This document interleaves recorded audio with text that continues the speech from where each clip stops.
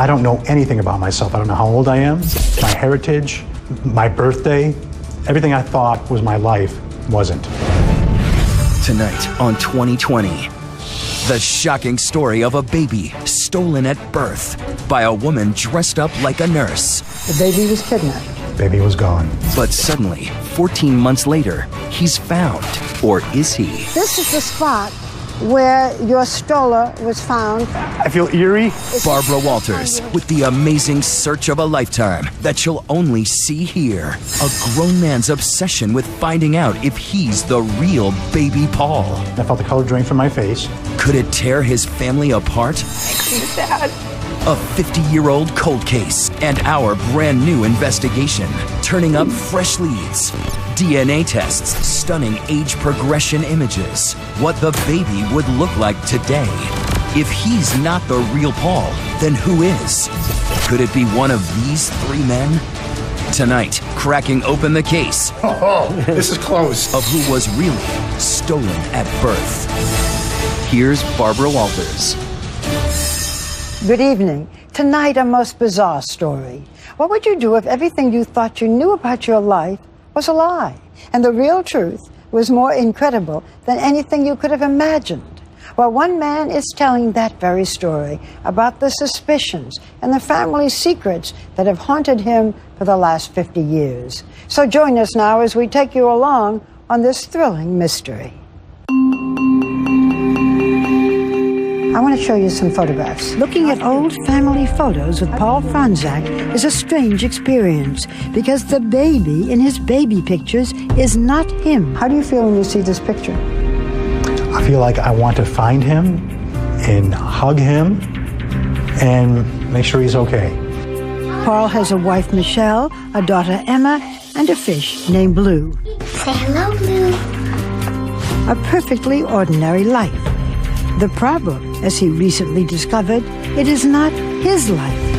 This mystery, born of a terrible crime, was supposedly solved nearly 50 years ago. But today it is a paradox, so strange, even his name is not his own. Who is Paul Franczak? That's what I hope we can find. The story begins with a villain, an evil woman dressed in white, and a baby stolen at birth half a lifetime ago. In 1964, Lyndon Johnson was in the White House, leading a nation still reeling from the assassination of President Kennedy. A young journalist named Bob or something or other was breaking into television, and the original super nanny, Mary Poppins, was coming to movie theaters. A spoonful of sugar helps the medicine go down. In Chicago, Chester and Dora Franczak, married 2 years, living in an apartment in his parents' home, were starting a family.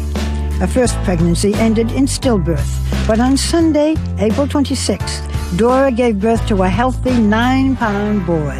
They named him Paul Joseph. He was a very cute, alive, sparkly baby, and she was thrilled.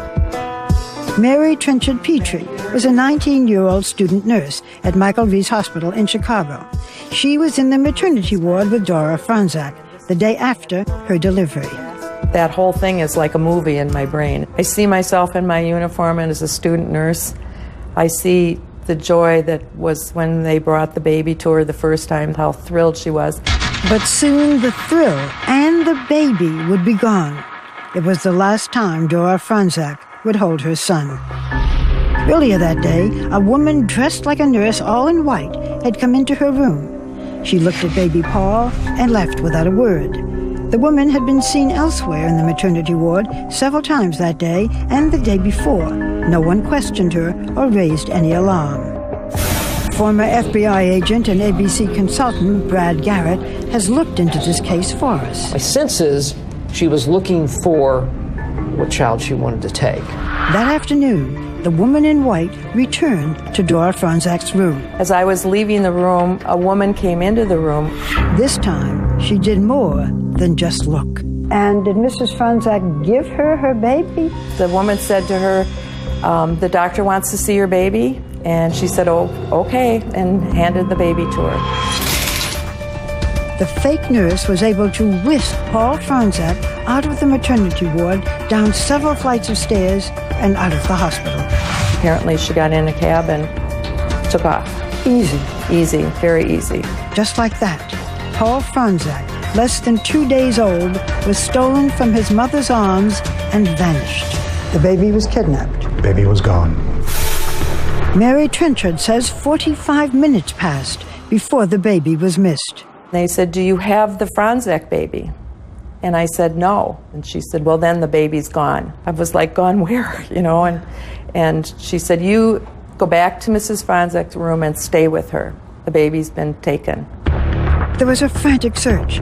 Nurses turned the hospital upside down. But astonishingly, for several hours, no one told Dora Franczak, the one person best able to describe the kidnapper, that her baby had been taken. Your heart must have been in your mouth. It was awful. Finally, authorities came empty-handed to the maternity ward to deliver their stunning news. And they told her, "Mrs. Franczak, your baby's been taken." Is there anything you'd like to add, Mr. Franczak? Do you have any personal stories? What would you like to tell the person who took the baby? We uncovered rare archival news photographs and film footage of the case. Here is Chester Franczak, the day after learning that while he was at work as an aircraft machinist handing out celebratory cigars, his boy had been stolen. Do you have an appeal to the kidnapper? I pray that she'll take care of the baby and return him. A distraught Dora Franczak, with Chester kneeling by her side, made a public appeal for the kidnapper to return their son. Would you have any reason to think why she might have taken the baby?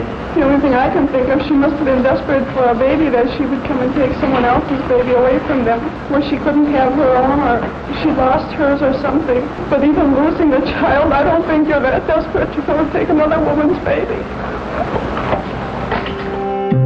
If the kidnapper, seen in police sketches, heard the Franczak's plea, she was not moved by it. But others were.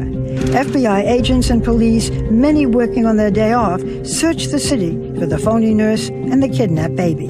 They threw out a dragnet, pursuing hundreds of leads and tips from the public. So where do you go from here, Vita? We're still checking out all the leads we have that we're receiving by telephone and other checks that we are making. Authorities had another problem. If and when they found the baby, how would they positively identify him? There was no DNA testing, and blood testing was inexact. Particularly if you go back to 1964-65, extremely challenging trying to match up, is this the child, the biological child of the Franczaks? There was another identification method then in vogue, the shape of an ear. Basically, it's the dimension, size, and the folds of the ear. Authorities were about to get a chance to put the ear theory to the test. 14 months after the kidnapping, a child was found. A boy, apparently the right age, halfway across the country.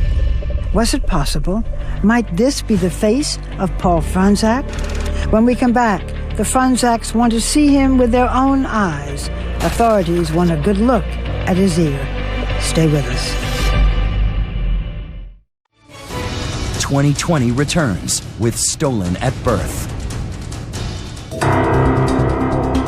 It was the biggest kidnapping since the Lindbergh baby. Paul Franczak, stolen at birth by a fake nurse. His angelic face peering from the front page was the last anyone had seen of him. Left behind were an empty crib and 2 broken hearts. A year passed, and then one day their phone rang. 800 miles away in Newark, New Jersey, a boy had been found. The FBI contacted my parents and said, "We think we found your son." So my parents had to drive to New Jersey. And they said, "This is our baby. This is Paul. We recognize him." Yes. Whoever abandoned the baby had dressed him up, wheeled him to a department store in a new stroller, and walked away. You have someone who places a child in a place that's going to be found and found quickly. So it's not somebody that wants this child to die or be harmed in any way. This is a picture of you when you were found in Newark after you were abandoned. So how do you feel when you see yourself? That's my first baby picture. That's all I have so far. This is it? That's it. This is the boy New Jersey authorities called unknown male number 1 in the arms of a nurse from a Newark hospital. Somebody wheels a stroller, puts you here, walks away. It never looks back. And never looks back. It's crazy. Last week, we returned to Newark, New Jersey with Paul Franzak, back to the very place where someone left him sitting in a stroller 48 years before. Is it emotional for you to be here? It is. I feel eerie. I feel anxious. I feel excited.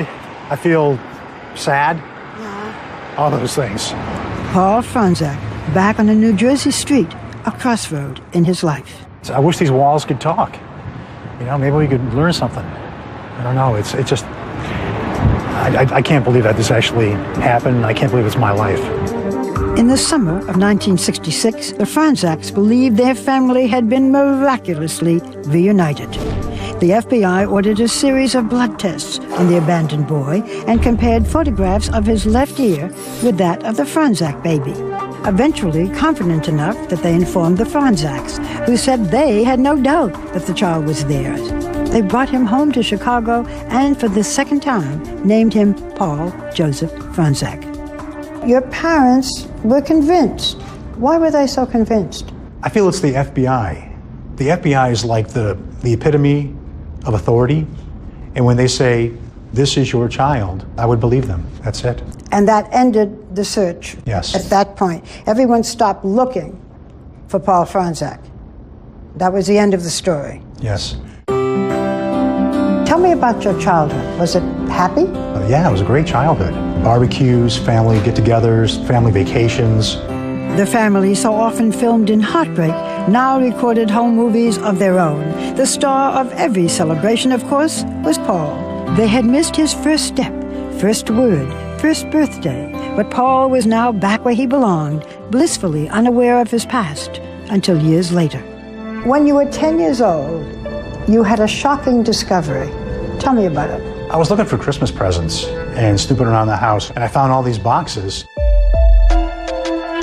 And it turned out it was a box of clippings and a bunch of cards and letters all about a kidnapping. Did you ask your parents about it? I did. I asked them, what is this? And they said, well, you were kidnapped. We found you. Just like that, you were kidnapped, we found you? And that's all that matters. You're our son, we love you. How did your parents explain what happened to you? They really didn't talk about it. It was something that we really didn't bring up in the house. It was a very touchy subject. Did you ever feel that there was anything out of the ordinary when you were growing up? Well, I did notice that I didn't resemble anybody in my family. You had a brother? Correct. Yeah. And he looked like your parents? Exactly like my dad, 100%. And you didn't at all? Not at all. When he grew up, Paul pursued a career as an actor. Told you we were nice. We're really nice. His resemblance to George Clooney got him work as a stand-in in Ocean's 11 movies. Ready, steady, go! Today, Paul works for a college in Nevada, where he lives with his wife, Michelle, and their daughter, Emma. Good job. Again, Daddy! Do you remember how you felt when Paul said, I'm not really sure who I am? The first time he told me, I thought he was joking. I thought he was just kidding around, but then once I realized it was true and I saw the newspaper clippings, I felt very sad for his parents and sad for him.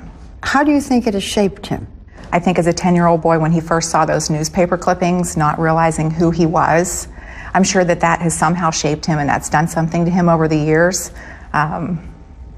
It's just sad. Was it sort of there in the back of your mind, this peculiar thing? It was really a big part of me through my whole life, and it just got bigger and bigger and bigger. Who am I? Who am I? Yeah. Then last year, Paul happened to see a DNA test kit for sale at a local drugstore. At last, an easy answer to the question that had followed him all his life. The hard part, asking his parents for a DNA sample, forcing them to travel back in time to the most painful part of their lives. It's something I wanted to do for a long time, but I never really had the nerve to ask my parents. Still ahead, will the Franzak family agree to end decades of doubt? Paul is determined to find the truth, but his parents seem just as determined to keep it hidden. And they said, Paul, please don't send it in. We don't want to know. Stolen at Birth continues. Once again, Barbara Walters. From his home in Las Vegas, a city defined by luck and loss, Paul Franczak took the biggest gamble of his life. After decades of wondering, of suspecting that he might not be the baby stolen from his mother's arms, he asked his parents for samples of their DNA. I think I got him off guard a little bit. Because I mentioned to my mom, did you ever really wonder if I was really your child? She said, yeah, we thought about it. I said, well, what if we can find out a way? And they said, well, yeah, we'd like to know. And then I went and got the DNA kit, and it was all done in 5 minutes. But later, second thoughts. Were you ready to handle whatever secrets might come out? Yes. Were your parents ready to handle the secrets? No. They called me and they said, we don't want you to have that test done. And if you do it, we don't want to know. I had the packet ready to go on my desk in my house for about 3 weeks. And I would pass it every day, fighting with whether to do it or not. And finally one day I told my wife, I said, you know what? I have to do this. I really need to know. It was the answer that he had anticipated and feared. The results were in. The test that would tell him if he'd been living a lie. Describe the moment when you got the results of the DNA test. I got the phone call. I found out that there was no remote possibility that I was a Franczak child. And all of a sudden, I felt the color drain from my face. And I said, are you okay? And he said, I don't know. He said, I feel a little dizzy. I need to stay in my chair right now. And all of a sudden, I started thinking, I don't know anything about myself. I don't know how old I am, my heritage, my birthday, all these things that people take for granted. Everything I thought was my life wasn't. He said, I don't know anything about myself. And I said, well, you do. You're my husband. You're Emma's dad. You know who you are. But who he is not this baby boy. For Chester and Dora Franczak, the fairy tale ending to their family tragedy was revealed to be just that, a fiction. How does a loving son say to his parents, you are not my biological parents? That was another hurdle I had to go through. My dad's 82, he has a hard time hearing on the phone. And my mom, I knew she would be very upset. So I really thought the best way would be to send them a letter. Would you read it? Sure. All right, so it's Dear Mom and Dad. First, I am your son and always will be. I love you both, and that will be forever. I am not the kidnapped baby that you had stolen from your arms on April 27, 1964. This means that the real Paul Joseph Franczak may still be out there, alive, not knowing who he is. I know this is hard for you, but this is also about me at this point. What was the reaction of your parents? My dad called me, and he called me a name that he never has called me before in my life. How'd you feel? I was speechless. And then my dad hung up. In their heart, I was their son, and that's all that mattered. Did you think maybe you shouldn't have taken the DNA test? I struggle with that quite a bit. I love my parents, and I always do what they ask, but this is something that I really felt I had to do. But the truth hurts. The Franczaks' prayers to find their stolen baby had actually never been answered. I feel like the Franczaks, it's like their baby has been kidnapped again, like they're going through it all over again. For Mary Trenchard Petrie, the student nurse who witnessed their grief firsthand, it is still a heartbreaking development. We have a film to show you from 1964. It's your parents at a press conference just days after their baby was stolen. Let me show it to you. Okay. The only thing I can think of, she must have been desperate for a baby, that she would come and take someone else's baby away from them. What are your thoughts when you see this? It just really hits home with how my mother-in-law felt. And then it hits home that the pain that she went through then, I'm sure she's feeling it now. For Paul, fond memories have become bittersweet, tainted by the knowledge that he was not kidnapped and found. He had been abandoned, most likely by a parent. The toughest moment for me is when I watch the home movies of when I was first brought back from Jersey, and I see how a young boy was running around that someone had just left. And it kills me every time I see that. I look at my daughter, she's 4 years old, and the thought of leaving her behind, that's what really hurts me the most. Paul is now determined to solve the two mysteries in his life. Who is he, and what happened to his parents' stolen baby. My main goal is to find the real Paul. My parents raised me, and they did a great job. And I feel that if I don't do everything I can to help find the real child, then I'm not doing my job as a son. Don't you also want to find out who you are? It'd be a great bonus. But the bigger mystery is who is and where is the real Paul Franzak. Yes. To help Paul solve these mysteries, we introduced him to Brian Ross, our chief investigative correspondent, and ABC News consultant, Brad Garrett, a former FBI profiler. So we're starting to pull together, anybody who touched the case in your game. I'm in this for the long haul. Because it does seem that the best shot is to get the word out. I think it's the only shot. To crack open a cold case that is 5 decades old, we hit the airwaves. I'm in Chicago for the hunt for a stolen baby. Asking viewers to test their memories and send in tips. So if you know anything about this case, let us hear from you. Next, the search for a 49-year-old man who could be the stolen baby. Is this a glimpse of the real Paul Franzak? 2020's investigation when we return. Now we're putting this 50-year-old cold case into hard drive with little more to go on than a photograph of a newborn baby and a sketch of the woman who snatched him. Will new clues emerge or new witnesses step forward? Here's ABC's Brian Ross back at the scene of the crime. When we arrived in Chicago, the case was as cold as could be in a city notorious for its Lake Michigan wind chill. The hospital on the south side where Paul Franzak was stolen has been shuttered, its records long gone. Do you have any further clues? No, sir, not at this time. And the key detectives, even most of the reporters assigned to the story back then, are all dead. But there is one clue, and really only one clue left. This hospital photograph, taken the morning the baby was stolen, at a day and a half old. So that's how we began our investigation, with artists at the National Center for Missing and Exploited Children, trained in criminal forensics, who create what are called age progression images. Steve Lofton runs the unit. We've had good success, especially with the long-term missing kids that have been gone 10 years or more. It was this unit that worked on the case of the kidnapped J.C. Dugard in California by creating an age progression image from a photo when she was 11 to what she would look like as a young adult, except for the hair color, close to what she actually looked like when found. Then what was the challenge when you got the assignment with Paul Franzak? Obviously, being an infant, that was the only picture we had available, and it was the awkward angle of that image.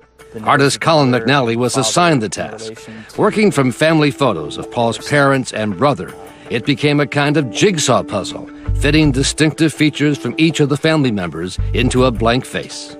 I think the nose is the defining characteristic amongst all family members. The deep-set eyes are another characteristic. Along with the mother's mouth and lips, plus a high hairline found in both the father and brother. And then, for the first time, what the real Paul Franzak could look like, 49 years in the making, from blank face to a handsome man in a dark shirt who was stolen from his mother's arms and does not know it. I feel good about it. I think it is in the ballpark, yes, sir. That if he's alive, there's someone who looks like that? Yes, sir. Yes, I would bet on it. The last known sighting of the baby and the kidnapper was at this intersection in the Chicago neighborhood of Bridgeport, where a cab driver told police he had dropped them off after picking them up at the hospital. 35th and Halsted is where the cab came from the hospital. The police went door to door looking for possible suspects. The search went on for days in 1964. Hundreds of police officers and FBI agents were involved. And our consultant, former FBI agent Brad Garrett, says it is likely the kidnapper had some ties here, given past infant abduction cases. They tend to be from the community where they take the child. So we did our own door-to-door canvass with the image from the Center for Missing and Exploited Children and another one produced by artists commissioned by ABC News from the Michigan firm Fojo.com. Some of the old-timers in Bridgeport remembered the case. I do remember that baby being stolen. And a few remembered the door-to-door search. Yeah, there was handbills with The picture of the woman. A drawing? Yeah. You don't recognize these pictures? But that was about all. So then, once again, on the air, on our ABC station in Chicago, Channel 7, to show the new age progression photos. What he might look like. And within hours, the tips began to roll in. One viewer said the stolen baby was a Chicago fireman, and we'd find him at this station house on the south side. Never heard of it. Never heard of it. Next, another viewer thought the owner of this suburban restaurant was the stolen baby. What do you take your hat off there? What do we see? Okay. No? No. But another lead gave us new insight into the woman who kidnapped the baby. She may have tried to steal another baby a few weeks earlier from the backyard of this home, also on the south side of Chicago. And all of a sudden, I heard my mother scream, "Oh my God, that's her." And Mom was pointing at the old black and white TV set, saying, "That's the woman who was in our yard, trying to take Nicole." Joan Rome was a teenager at the time, and her niece Nicole was 10 months old, in a baby carriage, while Joan's mother took down the sheets from the laundry line. Mom immediately ran to the other side of the sheets and yelled at the woman, "What are you doing here? Get out of my yard." The woman had taken the mosquito net off Nicole's buggy and had her hands in the buggy ready to grab Nicole. So she took off running? She took off running, yes. And my mother scooped that baby up and took it right in the house. She says her family called the local police precinct, but that there was never any follow-up. Boy, that's really interesting. When Brad Garrett and I went to Las Vegas to brief Paul Franzek on the hunt, he was disappointed that so many of the tips were blind alleys, but convinced the drawings were still the best leads. Well, that one looks exactly like my mom and all her brothers. I mean, my mom was Croatian, and that looks exactly like that drawing there. Right, yeah. And in fact, the drawings would lead us to a new batch of intriguing leads, several serious enough to conduct DNA testing, with FBI agents eager to hear what we found. I could be Paul. I might be Paul Franzek. I do believe that there's a chance of me being Paul Franzek. When we return on 2020. Stolen at Birth continues. Once again, Brian Ross. The search is on, with new solid leads coming in from the oil fields of the West. I could be Paul. To Southern California. I might be Paul Franzek. To a family that added facial hair to the age progression image and saw the spitting image of Dad. I do believe that there's a chance of me being Paul Franzek. After almost 50 years, there is now new life in the stolen baby investigation that the FBI closed out in the 1960s. We're going to do everything that we can to follow up to see if that baby is out there. We keep looking through it. The special agent in charge of the FBI office in Chicago, Robert Shields, says the case was reopened after Paul Franzek's DNA revealed he was not the stolen baby. And Shields showed me the thousands of pages of documents from the old case files, including one signed by then FBI Director J. Edgar Hoover. J. Edgar Hoover. J. Edgar Hoover. You could tell just from documents you're seeing here that it was a significant investigation, it was a priority. We believe there's someone out there that has information. Is there a danger that the person who thinks he might be the stolen baby would say, I don't want to turn in my mother as a kidnapper? There's always that concern, and I would ask them to reach out for us, talk with us. Would you actually prosecute 50 years later? That's the U.S. Attorney's Office who would make that decision, but we definitely would follow up with them and see whether or not this could be prosecuted. Law enforcement experts told us that once the age progression images were made public, we should be prepared for all kinds of people to come forward with their own reasons why they might be the grown-up stolen baby. And so far, 4 separate individuals have come forward, each of them 48 or 49 years old, about the right age range. Joe Lang and his wife Joni contacted us after they saw the age progression images on the ABC News website. It's about as close as it's going to get, I believe. It is shocking at the similarities. The hairline, everything is a match. Rub it around in there. Lang volunteered to have his DNA tested, telling us that he learned at the age of 8 he was adopted under what he called suspicious circumstances. nothing adds up, nothing is normal, everything is different all the time, and that's you. It was much the same story with Cody Hall of Loveland, Colorado. His wife, Pamela, contacted us after seeing the story on television. The baby picture really reminded me so much of Cody that it gave me chills. Paul said he wanted to take a DNA test because he never knew his birth parents and was told he was just found somewhere by a relative. She just said she found me, but I don't know how that was done. And then there is David Fisher, who lives outside Fresno, California, a man with a troubled life that he says grew out of uncertainty about his real identity and parents, even questioning what appears to be a valid birth certificate. I do believe there's a chance that I am the stolen baby, just due to the fact of all the circumstances of my childhood and how I was raised and how I was passed around. As he provided us with his DNA sample, he told us how his wife and children saw the ABC News stories. And when they saw the picture pop up, they said, "Dad, that looks like you." And when his family added facial hair to the age progression images, there was a distinct resemblance. I was totally shocked when I saw the resemblance. If I had no mustache, it would be me. But we found it even more intriguingly closer to Chicago, in Kansas City, where we sent our consultant, former FBI agent Brad Garrett, to meet with a man who did not want to be identified publicly, but said he not only looks like the drawing, but that his grandmother was found with an aged clipping of the original kidnap story from 1964, hidden in her personal effects. There's enough loose ends in this case, in this particular lead, that we believe that we can sort of cut to the chase with a DNA test. But with 4 separate DNA samples ready to be tested, the best leads in 5 decades, our investigation hit an unexpected roadblock. Paul Franczak reported that his parents and his brother refused to provide their DNA samples to us, making it impossible for us to see if any of the men were a match. My parents love me and I love them, but for some reason, they don't want to know. And I think by not wanting to know, they don't want to help at all. The Franczak parents, Chester and Dora, and their other son, David, say they will work with the FBI.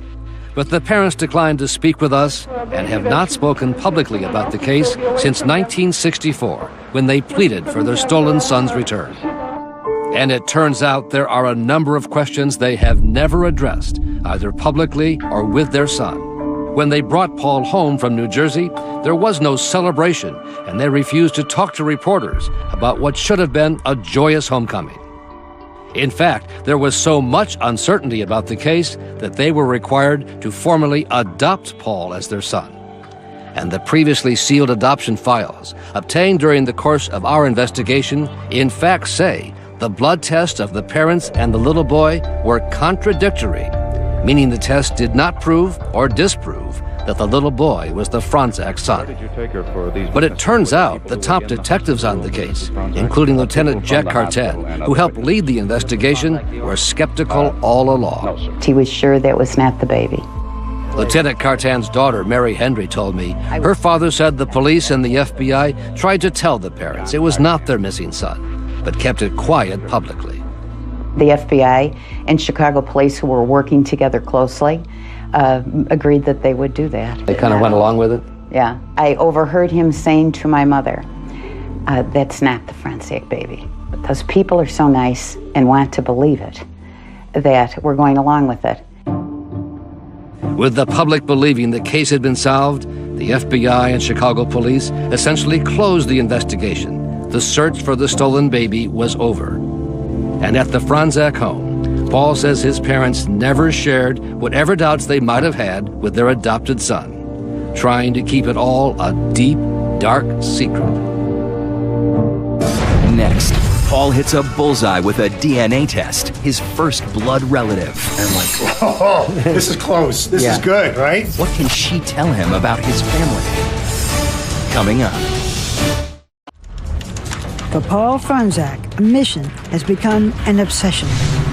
Back again. Between breakfast Man. and ballet lessons, We're going to dance class. he is on the hunt. I work a full-time job, I have a family, but this is my life. And this is my only shot at solving these mysteries. So I put as much time as I can. Everyone goes to bed at night, I'm online researching. This is my first actual baby picture right here. His focus is finding his parents' stolen baby, but he is still searching for clues to his own identity. I feel kind of like an imposter because I'm using his birth certificate. Paul is out there, and I have his birth certificate, and I want to give it to him, and then I want to find mine. Desperate to find any connection to his biological family, Paul sent DNA samples to the genealogy site Ancestry.com. We took the sample that you gave us, and we put it on a chip. What that does is it gives us a unique DNA signature that only you have. So we compare your DNA to DNA from populations all over the world. So you're kind of like CSI, but you work with DNA. It's family history. The results were Paul's first indication of who he is and where he's from. There were surprises about his ethnic roots. You are 37%, according to our analyses, of European Jewish descent. Wow. Is that new? Well, I was raised a Roman Catholic.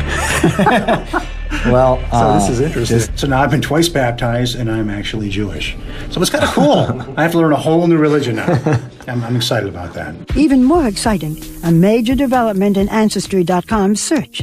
Finally, a link to his first blood relative, a third cousin. I saw a third, and I'm like, whoa, this is close. This is good, right? Yeah, it was like a lottery when I saw that. If you communicate with her and she wishes to work with you and help with you, looking at her family tree could actually be very informative. You have been in touch with that cousin. I have, and she got back to me and said, wow, how can I help? And how has she helped? She sent me a list of her relatives. I believe that once we actually have that family tree, we can start looking for where my DNA overlaps with their family. If any of her relatives lived in or near New Jersey, where Paul was abandoned, they could be the key to unlocking the mystery of who he is. We have to kind of work on that path. To see if anybody really does know who you are or what happened. Right. But how much a part of your life is this whole searching? Right now it is a lot. It's like he's on a mission and he doesn't want to stop until he finds answers. Does that bother you? Mm-hmm. You want him to stop? I think he needs to put the brakes on a little bit. And I feel like he's kind of missing out on just everyday things right now because it's always there for him. It's something you can't do in like a 9-to-5 job. It's not like punching in, I'll find out who I am today. Oh, got to punch out for lunch. You can't do that. Being a detective of his own life has taken its toll on Paul and on his wife, Michelle. And there are many days where I know he wants to cry and I want to cry too, but, you can't. Are you crying? I get sad when I think about it. Yeah. Like when we really talk seriously about it, it makes me sad. As for Paul's parents, Michelle says there is now a rift that she hopes can soon be repaired. They love him. They don't care whether he's their biological son. Paul is their son. And I think what they're feeling right now is, why do you want to do this? We're your parents. Aren't we good enough? I think that they're maybe feeling as though he wasn't happy with his upbringing. But that's not the truth. Yeah, and I can't understand that kind of thinking, because if anything, it should get stronger by finding out these missing links. I mean, how could you not want to know what happened to your kidnapped child? So the search continues, and the hope that a tragic mystery can one day end in a reunion, 50 years in the making. If you found the real Paul Franczak, what would you say? At first, I think I'd have to give him a really long hug and say, I've been looking for you for a long time, pal. And then I just ask him how he is. How is his life? You know, you may never find the answers. But I might. And he might after tonight's broadcast. If you have information that would help with the investigation, then contact us at abcnews.com/2020, where you can also reach the FBI. And before we say goodnight, we would like to note the passing of our longtime 2020 colleague, Richard Gurdeau. He was a wonderful producer, writer, and friend to all of us, and he was here at ABC for 43 years. Our thoughts and prayers go out to his wife, Patty, and his family. I'm Barbara Walters for all of us at ABC News and 2020. Have a good night.